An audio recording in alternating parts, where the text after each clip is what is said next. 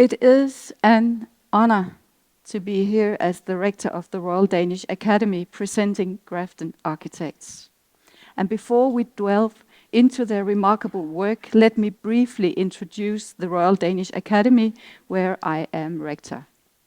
Founded in 1754, the Academy has fostered generations of architects who have shaped the world with their ingenuity, while also instilling the importance of cultural heritage and sustainable design. We have around 1,200 students of architecture, design and conservation, and the science track at this UIA has been led by some of our researchers. I really hope you will find time to enjoy some of these presentations too. UIA 2023 has been going on for a few days. The theme is the UN Sustainability Goals, and after days of intense talks and one might feel not only enlightened, one is that, definitely, but also feel the burden placed on architects. It's great, isn't it? And it is great, and we can't escape that. But actually, it's okay to take a break now and then. And if you feel like doing so, I have a recommendation. I would recommend you to find a nice, soft chair, go to the internet and look up the manifesto by Yvonne, Farrell and Shelley McNamara, Grafton Architects, called Freespace, written for the Venice Biennale 2018, where they were curating. I will quote a bit from this manifesto. Freespace focuses on architecture's ability to provide free and additional spatial gifts to those who use it, and on its ability to address the unspoken wishes of strangers. Freespace celebrates architecture's capacity to find additional and unexpected generosity in each project, even within the most private, defensive, exclusive, or commercially restricted conditions.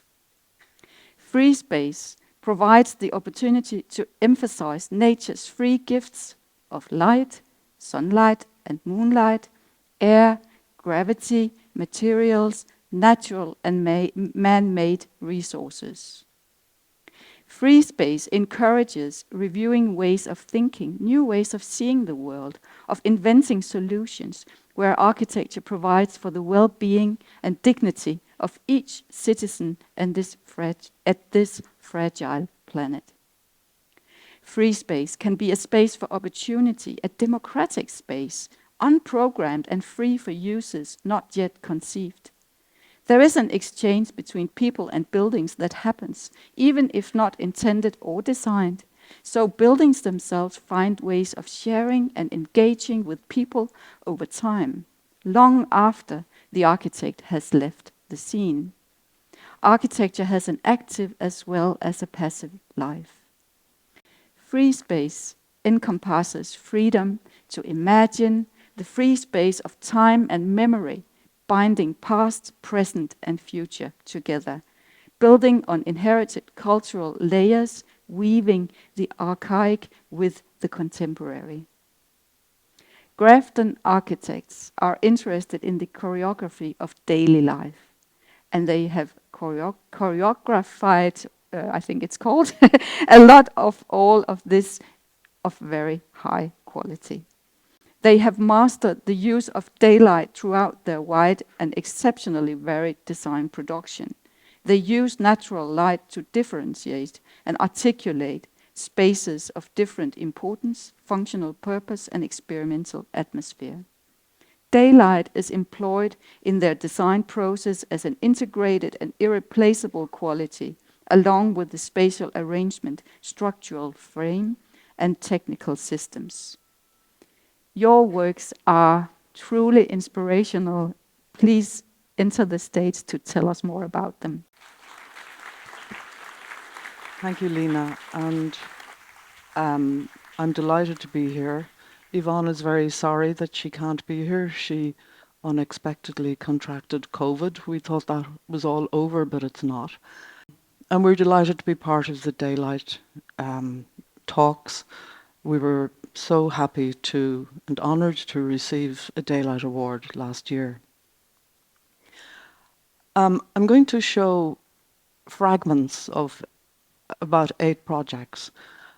And starting with this beautiful image, which we just discovered recently, it's the Nebra sky disk, made by prehistoric people 3,500 years ago, discovered in Germany, and discovered to be one of the most, assumed to be one of the most important discoveries of the 20th century in relation to how people in the past depicted the world, the wonders of the cosmos. And what we love about this is, first of all, its beauty, its kind of innocence, its curiosity, a people trying to understand the beauty of the world. It's about this size, 300 millimeters diameter. It's bronze with gold inlays, and it's trying to understand the sun, the moon, the stars, how the world, how the cosmos works.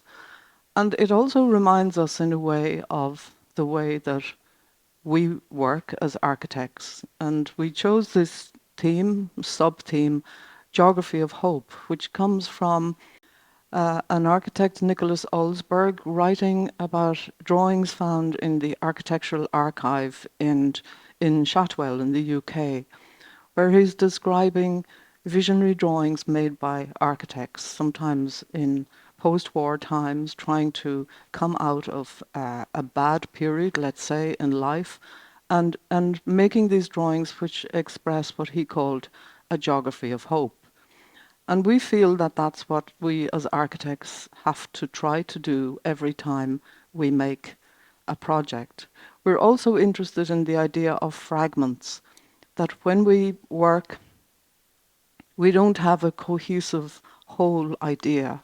And especially in our collaborative practice, we have fragments of ideas and influences and thoughts and worries, and we try to bring them together in maybe in the same way as this constellation is trying to be held together by some kind of magnetic field or some kind of cartilage, which will bring this chaos into a cohesive structure. And the first fragment I'm showing you is a project in Kingston-on-Thames, just outside of London. Our first project in London, our first prefabricated concrete building. And it's interesting for a number of reasons. First of all, that it's a university with a very mixed demographic, with students, first generation, third level education. It's not a rich university, but it has a very caring, let's say, it is a very caring place. And this brief which came from them was a wish to care for the students, to make a house, what they call a townhouse, to make a home for students who live in conditions which are very often not conducive to study and to learning, and to make a home where they can come, where they can borrow laptops, where they can spend all day, where they can just be and meet each other, where they can study. So it's a kind of, it's a building of care, and it's for students. And it's a kind of open house. It does have a library and a department of dance. And we also really enjoyed this program because it brings differences, very different uses together. Given that we live in a very compartmentalized society where everything is about specialization, and where we seem to are losing that ability to bring difference together, we found that very refreshing. And we, instead of making 2 buildings, a school of dance and a library, we made 1 building to bring these things together. And we were looking at the Bouleuterion in Greece, really because we were looking at Salle Cortot by Auguste Perret. And we loved the fact that he was looking at the intimacy of a performance, a music performance space, which he was designing, and went back to the 6th century Greek reference, a council chamber in the open air, And we wanted to make the social heart or the lecture space like a courtyard. And so they're the same scale, roughly. We found the Bulletarian housed 400 people, and we were housing 350 people, and we just loved this idea of making a kind of amphitheatre which could house so many different things. We also made an external colonnade, a way of making a porous edge which would invite students into this welcoming place, a place which could house landscape and window boxes and outdoor study, outdoor enjoyment, and also give the university a civic presence. And for this, we were influenced by Jorn Utsen's furniture display building here in Copenhagen. And we just loved the way he was able to use the very simple elements of concrete. And that gave us the courage to think about making ordinary prefabricated elements into something elegant and beautiful. And he also talked about this being inspired by a walk in the woods under the trees, which is interesting because August Perret talked about sound, that the most beautiful sound that he had heard was under the canopy of a tree. And so because we were dealing with these very different adjacencies, we were thinking about sound, we were thinking about structure, we were thinking about a non-prescriptive structure, which we thought about as a kind of like the Utzen building, that it would be like a warehouse, what we called a warehouse of ideas. And we love looking at these loose fabrics where we often think, if wouldn't it be nice to make a plan which would feel like it has this loose fit feeling. And we're also the plan of the monastery at St. Gallen. This is one of the oldest drawings of monastic settlement. And again, what's so beautiful about this is it's hard to tell one thing from another, but when you go into it, you see more and more that there's animals, there's sacred places, places of work, and it's a kind of microcosm of a society, which is something that we're really interested in trying to facilitate in making projects. So the structure on the left-hand side is an abstraction of working a three-dimensional grid. You could say very ordinary concrete frame grid, precast, large and small spans, no cantilevers, no adjustments. The initial grid is chosen to choose to fit the uses below, some of which are big and some of which are small, and the first floor plan where you can see the voids. Where the library can look into the central courtyard, and across the central courtyard is the dance studios. So the dance studios are a box within a box. It's urban dance, it's really loud, and it's in the same one big open plan, this building, except for the dance studios. So it's in the same space as the library, the quiet library. And the students in the library can look across and see the students dancing, the exercise, oops, this has a mind of its own. The exercise corridor is there where you see dancers stretching in the corridor, and somebody reading a book can be curious about what would it be like to be a dancer. And the whole building feels like one big vessel, one big open, what we call warehouse of ideas. The auditorium faces the foyer. So it's an inside-out, back-to-front building in many ways.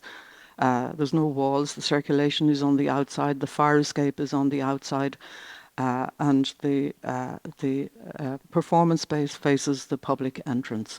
And it closes when it needs to, and then it can open up, and it's used by students. And this building is designed to be open 24 hours a day, all of the year round. Everything in the building does a job. It's really lean. The mass of the structure cools the building, and the sound of the building was hugely important to us. That somehow the building would feel calm. So we really worked at the thing of making the sound of the building feel comfortable. And sometimes we have missed that in the past, how important sound is, like natural light, like fresh air. And if anybody's ever read Rasmussen's essay on the sound of architecture, it's a revelation, and it's a wonderful thing to work with and to think about. And the image on the left is the reason why we made a colonnade, because we're diagonally across from a beautiful Portland stone building, and we've worked the roof and all of the levels to take light from the top, to take light from the sides within a very deep plan. So that's our warehouse of ideas. The next fragment of a project is Toulouse. It's a school of economics. But just before that, we just wanted to present these two images, just the thing of the seasons, of the change of light, the circadian rhythm, how we as human beings are connected to the sun, the moon, the stars, the wind. You know, we're biological beings. We're modulated by these forces bigger than us, and we love the sundial as a thing, as an object. And we've often thought about making plans, a plan of a building which might feel like a sundial, where you somehow feel that you're rotating, or that the sun is rotating around you as a fixed object, perhaps. And this project really kind of forced us to think about a building being like an inhabited sundial. It's at the junction of the medieval wall and the old city, which is dense, beautiful Roman tissue, really tiny urban blocks, the Midi Canal and the wonderful Garonne River. And it's a brick city. It's a picturesque city. It has beautiful buttresses, bridges, and what we loved was this, particularly this image where the urban blocks are so tiny that the biggest window is to the sky. And this little sketch really defines what we were trying to do, which is to make background space, which would be the professors' offices, and foreground spaces, which would be all the collective spaces stacked like boulders overlooking the city and overlooking the river and the canal. And it's a peculiar kind of transformation that happens where the ground floor feels like a perimeter building. It's a kind of star-shaped space. The ground and the upper floors make these big windows of space between the lecture theatres and the common spaces, and there's little courtyards for all of the offices. And then the top floor, the top floor comes free. It's the builders called it the butterfly project. It's like metamorphosis that happens with the life of the creation of the butterfly. So the building comes free as it moves up to the sky. And while we've held the edges very solidly, I should say, actually, the way that we made this sense of buttress was we have 6 big feet, which are the fire escape stairs, which are like the footprint of the building that holds the form. And then we make the edges with walls and colonnades and cloisters, but the middle is free, and this is the window to the sky, which is held by what we call a sky cloister. So you enter from the city into this void, which is outdoor, but not completely outdoor. And something we're very interested in is delaying that point of entry from outside to inside. That you can be comfortable in an outdoor space when you're protected from wind and rain, and that it's really beautiful and feels really healthy. And Toulouse is full of these spaces where you move externally in courtyards, and maybe it's something we should all think about more often. When do you actually need to be completely inside, or when can you be in these intermediate spaces? It's also the pleasure that students get standing in an interior world, but looking to the city, looking to the beautiful city, feeling connected with the world. The life of the student is stressful, and we always find that somehow to give the student a way of being part of a bigger world is a huge release in all of our lives, and it's also the case with students, of course. And Here we have the sky cloister, which makes the big window to the sky, which is the entrance, and then we have these colonnades, which form the windows to the city and are outdoor spaces between public rooms, which happen on the lower levels. And these, what we call the big feet, the big buttresses, which somehow they're like stakes in the ground, which we took from the city of Toulouse. And the next project is one, the Toulouse project was designed in 2010. This building was designed in 2015. And the reason why I'm saying that is because it's amazing how much has changed since we designed many of these buildings. Things have become so much more urgent. And I think as architects, we're all full of energy in addressing the current challenges. Full of energy, and I have to say full of optimism, because we believe that architecture has the capacity to cross boundaries, to cross disciplines, to engage with other disciplines, to invent and to imagine new worlds which are not about suffering and not doing things, but maybe about enjoying, imagining a new world. This is the London School of Economics overlooking Lincoln's Inn Fields in the middle of London, 55-metre frontage onto this beautiful square across the way from the John Soane Museum, which is the most beautiful building, and it's also close to this Lincoln's Inn Chapel, which is something that we found as a small element in the city, but really inspired us in terms of thinking what we might do in this project. And we found this little space really compelling, really because it was open to the city and it had a philanthropic function. Unwanted babies used to be left in this space and taken by the legal profession and looked after. And the other thing, we loved the structure, the fact that it felt heavy and was close to the ground. And the fact that the door to the chapel was hidden. You had to find a spiral stair in a corner, and the door to the chapel is on the upper floor. And because of the geometry and because of the wish to make a kind of open gateway between the tight streets and the big square, we made a diagonal structure so that there was no access, no preferred direction, that somehow we would make a structure which would invite access from all its edges. And again, a very peculiar shaped site. And we overlaid, when the project was done, and we were presenting this actually in the Soane Museum, we overlaid the plan of the chapel on the ground floor of our project. And this was, Lene spoke about our interest in free space. This was a space that was not requested. We lifted the whole building up off the ground in order to make a free space for the university, but also for the citizen, for the city.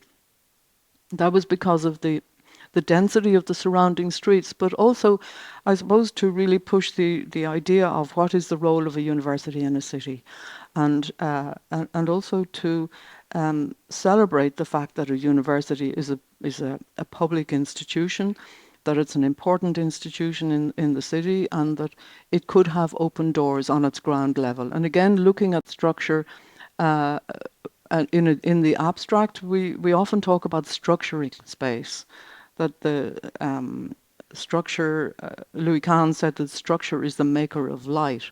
And we like that term, that it's about structure, but it's also about drawing light in, about making light, and making darkness. And again, in this project, it starts in the below ground, an existing basement which is inhabited. Then it moves up to the open ground plan, which I just showed a moment ago. And on the upper floor is commons for the students, the 2 floors of students where they can study, where they have their lectures, and then on the top floor, a really tight floor full of offices and PhD rooms. So it's a complex urban building with, you could say, 4 worlds stacked, one on top of the other. Sport, big sports hall, 30 by 25 meters. The Great Hall, we call it, which is open to the city. 2 floors of lecture space, and then the density of the offices, the research offices, and a crack of light where the structure and the staircases draw the light right down into the ground floor level. And on the left was a study we were doing, again for the John Soane exhibition, the John Soane Museum exhibition, trying to see what did we achieve, and is it successful, and does it in any way match the masterly control of light of John Soane. And the thing that's important maybe also is that because we were moving from a very large span, which is the 30 by 25 meters on the ground floor level, up to smaller spans, we needed to make what we call a transfer structure. And actually at our first site meeting, our site visit, our engineers said, how are we going to make the transfer structure? And we said, well, what do you mean? And what size would it be? And he said, well, it'd be at least 2.5 or 3 meters. And we thought, oh my God, because we had a height limit. And then we realized, suppose we make the transfer structure into the space. So what you're moving in is the structure that transfers from big to small. And it's a kind of tree-like structure, not purposely, but it has turned out to be like that because, as you can see in this image, the structure of trees is the big, the small, the smaller, and that it has that capacity to do that. It's also rotating, and that was for reasons of economy, because you get bigger spans when it's diagonal, and then you turn, so it goes from 20 meters square to 10 meters square to 7.5 meters square. So it's a vertical reciprocal structure. And then the bit like Toulouse, the building kind of inhales and exhales to take sun deep into the core of the project, and we use the north screen as a light catcher. It's not a light reflector, but we're always concerned about the feel of a building as you walk past, that north-facing walls can be so cold, and we wanted to somehow at times of the day to trap light in this north facing, and that the light would feel like it comes from within.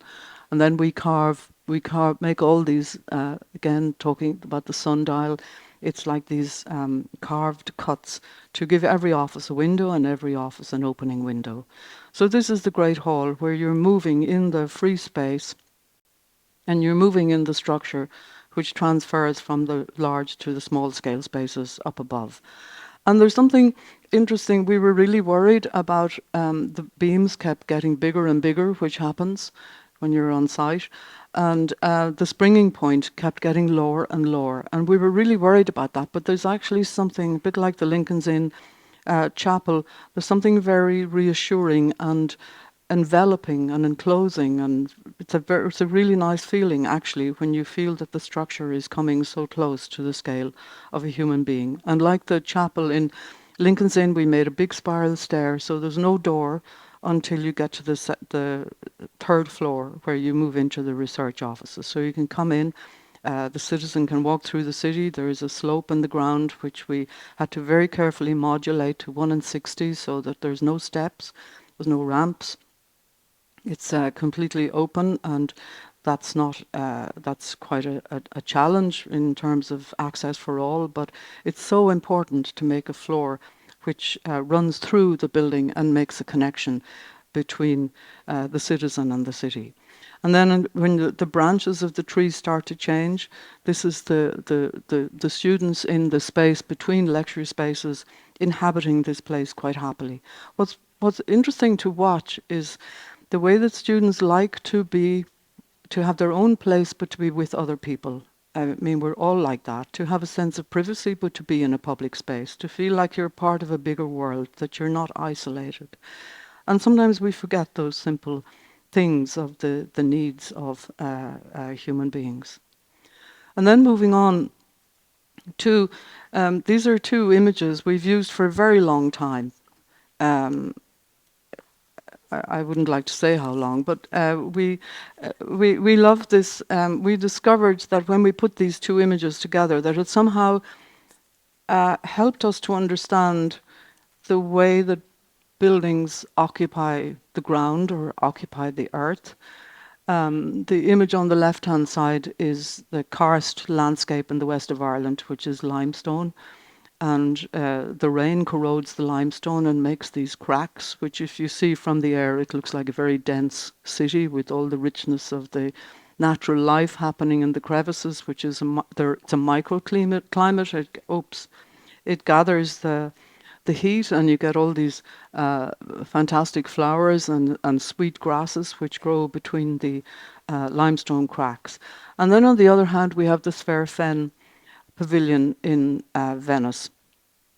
And Laurent Baudouin, a French architect, writing about the work of Sver Fen, said that it made him think that architecture is a machine for slowing time down. And we thought this was really interesting, and also in relation to the Daylight Awards, and one of the other recipients of the award last year was talking about the importance of the circadian rhythm and how it affects us as human beings and affects our sleep. And Baudouin talks about the fact that the human being is out of sync with the time of the tides and the moon and the sun, and that we move too quickly and we're always out of time, let's say, and that architecture has that capacity to slow time down. And what we love about this building is that it's so still and so calm. It's like time stops. Apart from all the other things that it does, encapsulating landscape, having an amazing structure. And this is one of our new projects. Some of our projects that I'm showing this evening are quite old. This is a project that's on site in Seoul, in Gwangju. And in a way, you could say it's something of other projects where we've used accommodation to act like light filters from the sky. And it's also, we discovered in Korea that there's an amazing reverence for the landscape. It's a school for mildly disadvantaged adolescent children who are adolescents who go and live in this place 365 days a year, which was, we've had bad experiences of boarding school, so we thought, oh my God, how can we civilize a place for people to live 365 days? And this was during COVID, we did this competition, and we found all these wonderful examples of the academies and the fantastically sophisticated education system in Seoul and how inspirational that was. And we felt that our role in making a school would be to deinstitutionalize it, to make it feel like it was a piece of landscape, that the mountain was flowing through the building like a river. And in this building, there's places for students to learn how to cook. There's a theatre, a cinema, there's computer rooms, there's classrooms. It's a wonderful sport. It's a wonderful educational recipe, let's say, which really inspired us. But I'm just going to move on and just say that's in the air. And in a sense, it kind of didn't realize until we were putting this lecture together, it has some connection with a project done in our first project outside of Ireland, was in winning the competition for the Bocconi University in Milan. Completely different scale to the school I've just shown. But that was definitely inspired by Sver Fen, the idea of making offices for 1,000 people, 1,000 professors, that would hover over an undulating landscape, an erupting landscape, actually. And that this was thinking about the city as a landscape. So there's the roofscape thought about as a light filter. So it's regular in one direction and it's irregular in the other, so that it's like an abacus, and that voids and courtyards can be made to suit, again, what's happening down below. And so it's a huge auditorium for 1,000 people at the corner of a very busy street. But we placed let's say, the biggest space on the noisiest corner, because it's the thing that represents the university. And the city of Milan has a stone floor. Unfortunately, the stone floor has been replaced here in this part of the city. But when we went there, it has this beautiful, thick granite floor, not just the pavements, but the roads. And we felt that the floor was something that could really connect the university with the city. So the large auditorium sits on the busy corner, and then we have these courtyards and these voids which bring light right down. And this was a study model about connecting the ground of the building with the ground of the city. The requirement of the brief was that we would put all the public rooms below ground because they had a height limit. We couldn't do that. We just couldn't do it. So we broke the rules and we lifted the auditorium up out of the ground like a kind of big rock erupting and leaving this void down below, which you can see from the street, which is 5 meters below ground. And then there is this other courtyard, which is a social space, and this void, which looks down to one of the, again, one of the public spaces. So it's offices for 1,000 professors. It's one big auditorium. It's 5 lecture rooms in the lower ground level. It's what is now a cafe, arrival space, foyer. And it was the biggest project we'd ever done before this was, I think, 1,000 square meters, and this is 65,000 square meters. So this was being let out of the box, let's say. And just looking at the upper level and this game of playing with, it's a serious game, but it is a game to try and have the flexibility within the making of space to take light from above. And the spaces that result from this, the big cantilever is 20 meters rising out of the ground with an 8-meter window where the citizen can look into the lower foyer. And then the 1,000 offices hovering above, and the ceiling of the auditorium sometimes stitching up to the sky to get these periscope lights. And it has these, we've changed a bit like Kingston. You might say we do the same thing all the time, although the buildings feel quite different, where sometimes the courtyards, like that's an outdoor space, and then an indoor space, and the interweaving of outdoor and indoor spaces is quite rich. And we also found from a climatic point of view that the entrance hall, because the entrance hall again is outdoor, it's a courtyard, we found that the convection caused by the light and shade, getting the air to move in Milan is no joke because they have no breeze.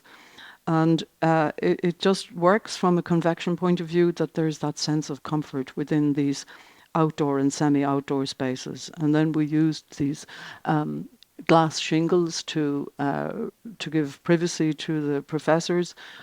Professors are obsessed with privacy for some reason, and but at the same time that they can look down and enjoy the public world, which is this happening down below.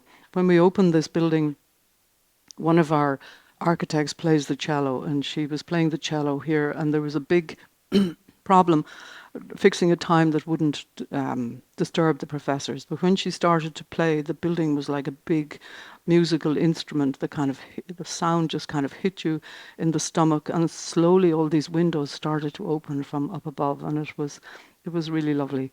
So it's making these spaces which are about light, but also about social gathering, and changing from the grey stone of Ceppo to the Bianca Laza, so that we would draw the light deep into spaces 9 and 5 meters below ground.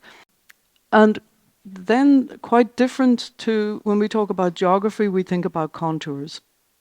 And you could say that Milan and Bocconi is horizontal contours, where you build layers up, and it's like a kind of hill or a hillock, and sometimes there's a valley and a dip, and sometimes it comes up and sometimes it goes down. But this is a kind of vertical university, so it's more vertical contours, if there's such a thing. There is actually, when in the karst landscape where I come from, some of the mountains turn sideways and you see all the lines of the seams of the rock kind of sloping, which is really beautiful. This is a university in Lima, a new university. It's not an extension to an existing university. It's a new university of engineering, and within the university there was a request for a theatre for exhibition space, for a cinema, where they want to mix culture with engineering, which we don't find happens in Ireland and which we found very refreshing. This is based on the idea of a football stadium. We were looking at the football stadium of Paulo Mendes de Rocha, and we were also looking at the football stadium of Eduardo Soto de Moura. And the reason why we started looking at football stadiums is we were worried about the fact that it's seismic and that you have to get out of a building very fast when it's seismic, and we'd never worked in a seismic climate before. But also it's very long, thin site, and we started to think about this shoulder of space which would protect students from a very hostile motorway which exists on this side of the road. And then there's very beautiful residential area which exists on the south, and the sun is to the north, of course. And we were also worried about how we could make a comfortable climate which would mediate between the very, very foggy days, because the fog in Lima is something like 80% of the year, but the fog still refracts the light because the light is so strong. But we were worried about how to deal with the light from the sun, how to find that balance between adequate light and not overheating. And again, we thought about making it's by the Pacific Ocean. It has the Alexander Humboldt Current. It's a moderate climate. It should be a desert climate, but it's moderate. It never goes above the 20s. It never goes really low. And so again, we thought about making space where you move in a protected zone, but you're still outside, and that we would capture the winds of the Pacific to cool the building. So the building has no windows when you see it from the motorway, which is this hostile edge. It's like an inhabited viaduct or aqueduct or inhabited infrastructure. We call it an arena for learning. We were also influenced by the cliffs of Lima. There are these amazing cliffs. The city goes along and then drops 40 meters down to the sea. And again, thinking about geography or geology, we thought, well, could it feel like a piece of a cliff? I suppose we use these terms to try to help us to understand what we're trying to do. And these series of sections are what we call the DNA of the project, because it's not a linear site, it's a boomerang shape. It has a rigorous structure, but it keeps shifting because it's moving on a curve. And what we found extraordinary when we went to visit it, it was terrifying when the scaffolding came down from this building, because you never expect the scale of something this big. I mean, sometimes you are terrified by something you've done and you think, oh my God, is it okay? And we were also amazed when we walked through this space for the first time, because it feels so porous from the outside, but it feels solid inside. And that's because we were leaning to the north. We were leaning to the north to protect from the sky, from the entering of the sun directly from the north, and that somehow the light comes in, but you can't see the sky. And we never imagined that it would feel so solid from within, being so porous from outside. And then this is the way it works, where we have this thin layer of offices and secondary spaces. Sometimes you circulate on the edge, sometimes you circulate on let's call it the interior. Again, in terms of architecture and the role of architecture, especially in educational buildings, and the role of architecture in bringing difference together in harmony, let's say. And what we really loved is the fact that they have huge engineering laboratories, which we wanted to be there like an art gallery or something, that students would see what's being invented and what's being discovered by the professors and the students. So you enter at this level, and then you move up. The big laboratories on show. All these little laboratories are also on show. Then you have smaller classroom spaces and the library at the top. And then the light comes through from above, and again, just thinking about how structure and solidity is a channel for light. It draws light down deep into the space. And we love this view of a student reading or studying, and connected with the city. And again, that's the thing that we think is important, that somehow buildings anchor you in the place that you're in, that you feel connected with Lima, you feel connected with Toulouse, you feel connected with Milan, and they're different, that somehow we make things which frame the context in a way that you rediscover it, even if you're familiar with it, because in a way that's what architecture does. It frames, it makes a framework within which we can view within which we can happily inhabit the outside world. And the last project um, I'm going to show is our newest project. I think it's the last project, yeah, which is it's for the University of Arkansas in Fayetteville. And I'm delighted that representatives of this project are here. Our two clients, Professor Peter McKeith um, and John Folan. And this is a real magic project for us, because we've been researching timber buildings for many years. We can't build in timber in Ireland for regulation reasons, and this is an all timber building, but it's also really visionary at a lot of different levels. It's visionary because it's thought about as a tool for learning for students of architecture and engineering to learn about wood. It's in the middle of the forests of Arkansas, and it's also the role is to regenerate or stimulate the local industry in terms of using local wood. And we've probably all heard that so much wood is imported from Austria or whatever, no matter where you are in the world. We were working in Seoul. It was really sad that all their forests have been destroyed by their political history, and they import wood from all over the world. In fact, they no longer use wood, having had an amazing tradition, although they're starting to do that again. So it's so important, and especially in this context of this conference, how you can generate markets which use local materials to allow architects to facilitate architects and clients to be able to use local materials. So it has a number of different ambitions, as well as being a fantastic brief in itself, which is to make a workshop, a fabrication workshop, which is big in plan. And what's interesting about Fayetteville and Arkansas, actually, also, which we were intrigued by coming from Ireland, is it has a lot of rain, a lot of heavy, heavy rain. And that was something we thought was important to deal with. First of all, that we would only make openings to the north because it's also really hot. And we were looking at the kind of sheds and industrial buildings in this area where you get these lean-to roofs which climb up to large structures. And we loved that kind of idea of a soft shape where the roof could fold up over the academic rooms. These are all the studios and teaching spaces, a lecture theatre, overlooking the fabrication, and this crack of space which always connects the students to what's happening below. And again, that's something that's important, that serendipity is such an important thing in our lives. I'm sure you find that here. You casually walk into a room and you're completely engaged by something you didn't know anything about. And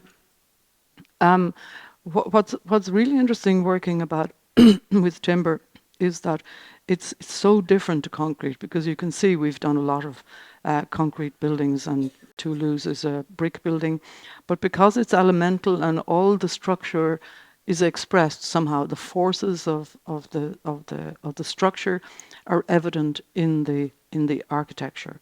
It's not like the monolithic nature of concrete, where all the reinforcement disappears into this one monolith, which has fantastic qualities in itself. But it's also the sensual quality of timber, the smell of wood, the fact that it won't move too much, we hope, but the fact that it can move, or you feel it can move. So it's a different language which we're really enjoying, and it's now on site, which is fantastic.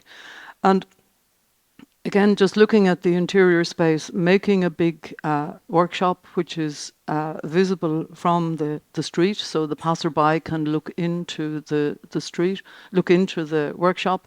And again, this is also important, how university relates to the citizen around, the way that these big gutters, which are structural, they're structural beams, they're like big canoes. So we made the gutters big enough to take the water, but also you can walk in them to maintain them.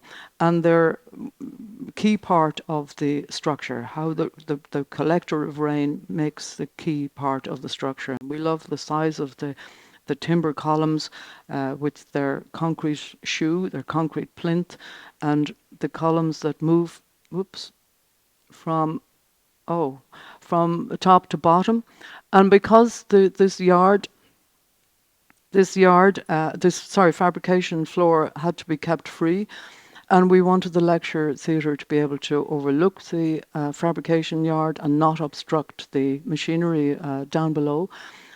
We've made this queen post truss, which you could say is a very traditional method used in timber structures, used in churches, in amazing buildings, the queen post truss. And what that does is it allows us to hang the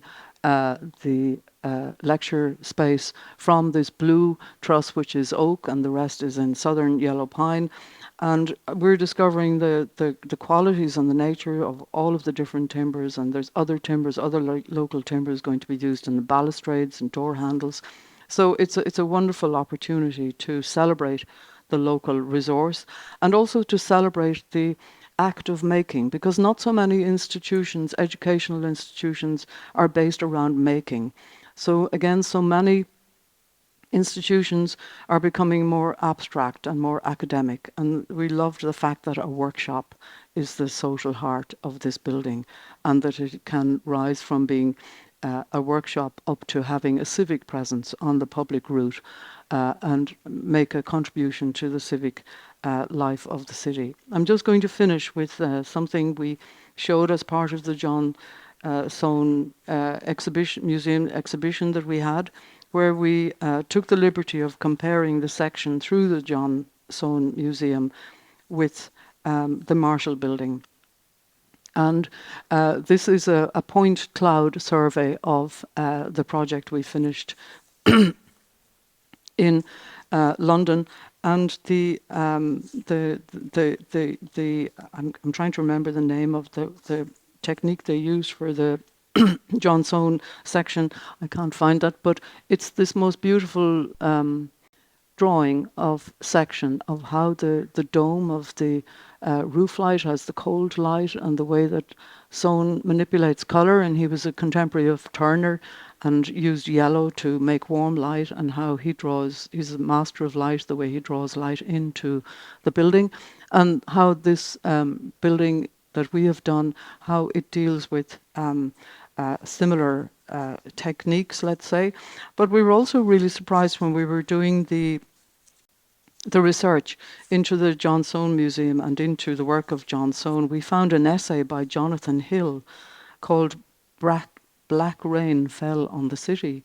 And at the time that Soane was doing his house, the pollution-coated yellow bricks, corroded stones and metals, killed trees and flowers, stained clothes and furnishings, and caught in eyes, throats and lungs, making streets and squares at times unbearable. And it's I suppose these crises come around again and again in relation to pollution.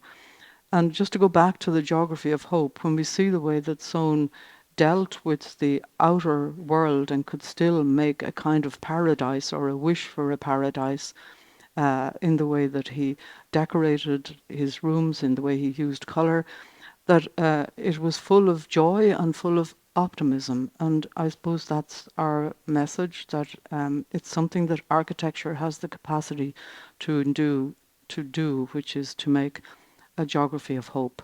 Thank you. Thank you very much, Shelley. What an amazing lecture. I don't know where to start, but maybe I could start with your first slide. The thing is, in fact, I have a hobby, which is the extraterrestrial. And I just today realized that my interest in architecture is connected to this, and you made me realize this. Thank you.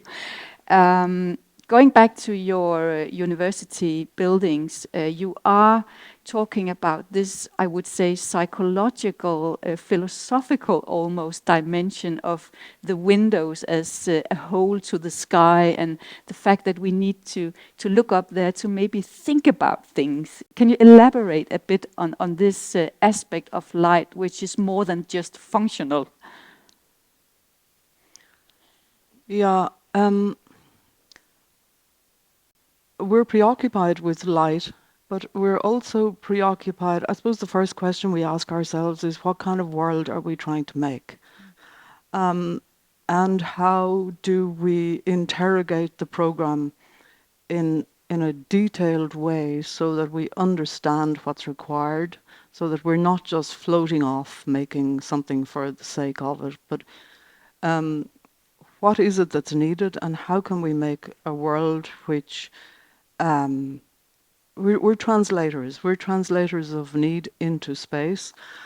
And in terms of the light and the window, to make a good window is one of the big challenges of architecture. It's, in fact, we try to avoid making windows sometimes because it's, when we did the Bocconi project, we were really worried about making a 170-meter facade full of offices. So we moved the facade, we moved the offices to the interior and used an element of the library to make a much more solid facade.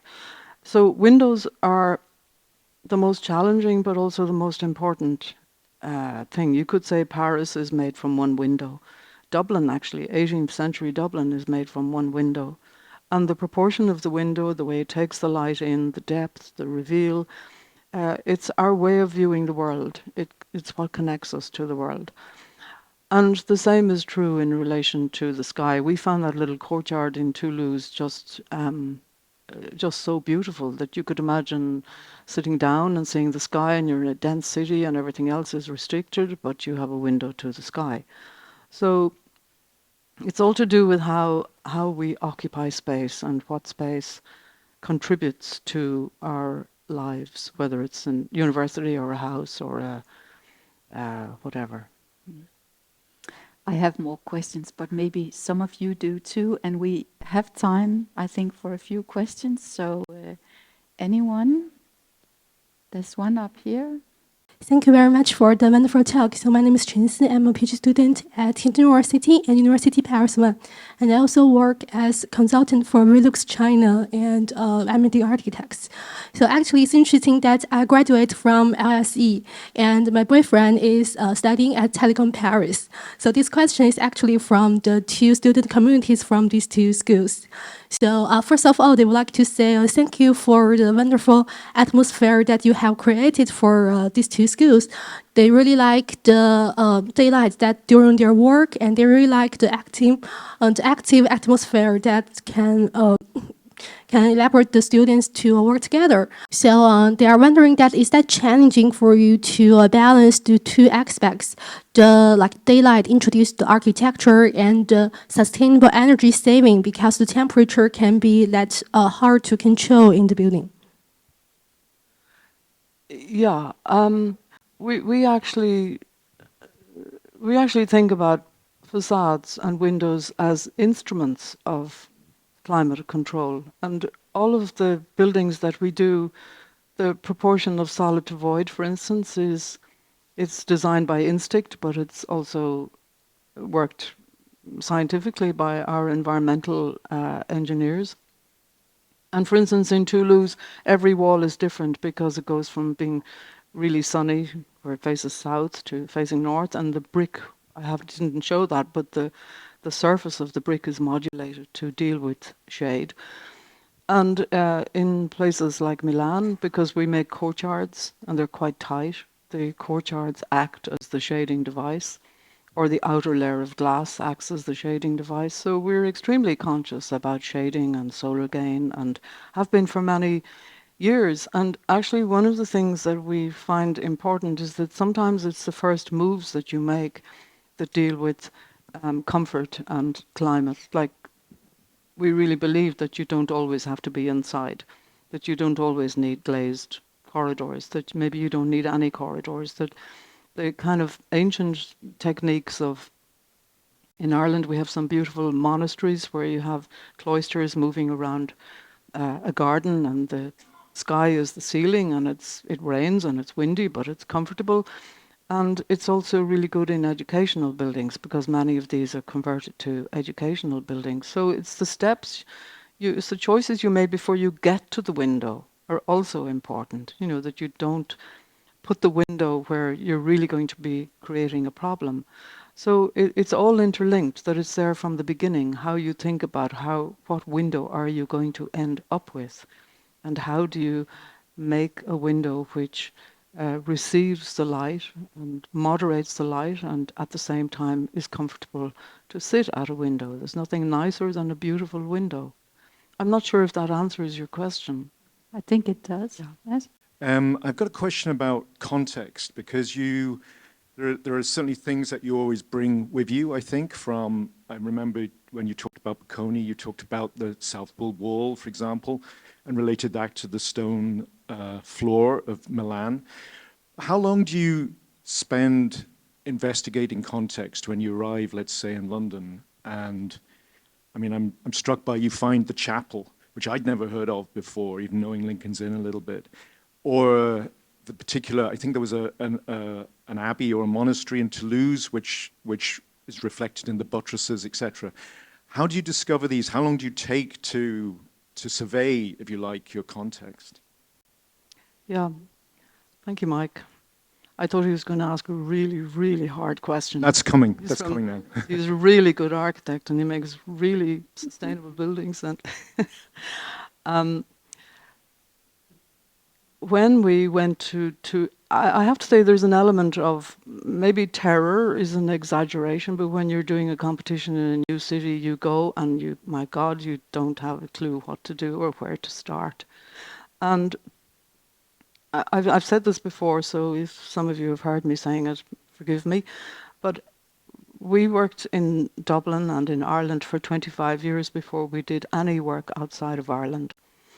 And what we found working in back lanes and doing small projects and not so small projects was that reinventing and rediscovering the familiar is actually in some ways more challenging than coming to a new place with fresh eyes. And in a sense, that reminds me of Samuel Beckett liked to write in French because he felt that it liberated him into another zone from his native tongue, that the use of another language somehow was a liberation. So it's a funny contradiction. We go. Manuel de Sola Morales describes it really well when he says, when an architect goes to a city, you need to be like a detective. You need to be finding the clues and get under the skin of the creases of a city. And he describes it much more beautifully than I've described. But in London, it was the LSE. It was really hard because overlooking Lincoln's Inn Fields, 55 meters in that public space, and a very complex, dense reef. And we just found walking around, sometimes you hit on something, and we just stopped in that space. We didn't think it was relevant. We just thought it was kind of amazing that there's a space with no door and that the chapel is up there and you walk up the stairs to get to the chapel. So sometimes it's like a bit like a story you would tell a child, or somebody might tell you, there was once upon a time a chapel where unwanted babies were left on the ground floor and there was a spiral stairs to a chapel up above. But then we also went to the Royal Courts of Justice down the street from Lincoln's Inn, LSE. And we actually had to do loads of overlays of drawings because it's an incredible building with incredible complexity of judges and defendants and prisoners and lawyers and all these different staircases. And we thought initially that the London School of Economics would need that complexity. In the end, we found that it didn't. But I suppose we're searching we're searching with curiosity, and I think it was it Le Corbusier who talked about architects being like scavengers? Some architect said something like that, that you go with you're not on holiday when you go looking at a city. Your focus is different.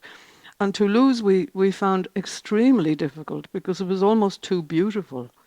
And we'd come from Milan, which has its own beauty, but it's not a picturesque beauty in the same way that Toulouse is. And we also had this very difficult site and these beautiful, beautiful brick bridges and buildings, and we just thought, it was side a medieval wall. What do you do?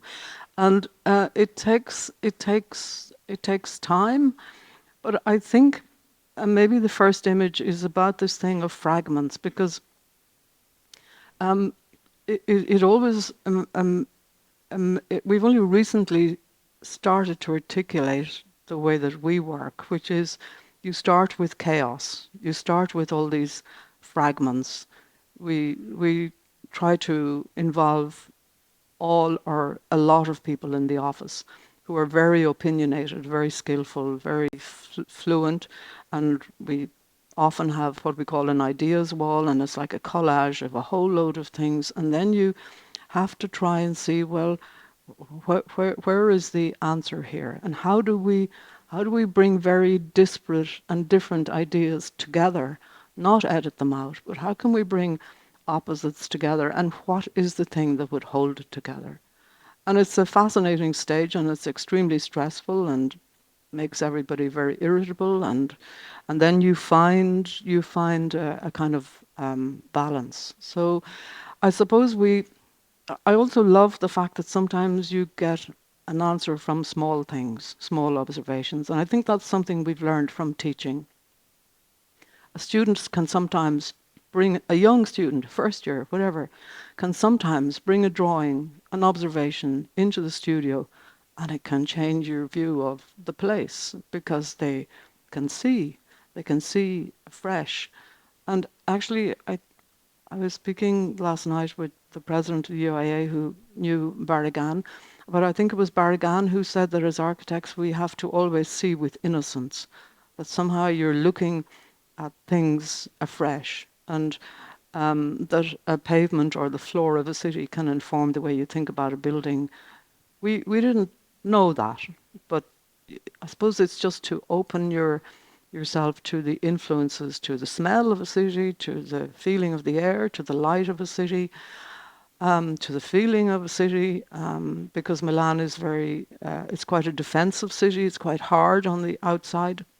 In fact, I never really liked Milan before we worked in it. I always seemed to never be able to access anything. It was either too posh or too solid or whatever. But it's a city you have to give time to. So, and we go in a group. We don't go alone. Usually 4 or 5 of us go, and we just look, and we're very pragmatic. You could say we're not scientific. We don't survey things scientifically in the way that maybe we should or that other people do, and we look into the history of things, but we're not experts. We're kind of we're like sniffer dogs or something. I don't know what you would call it. Thanks, Shelley.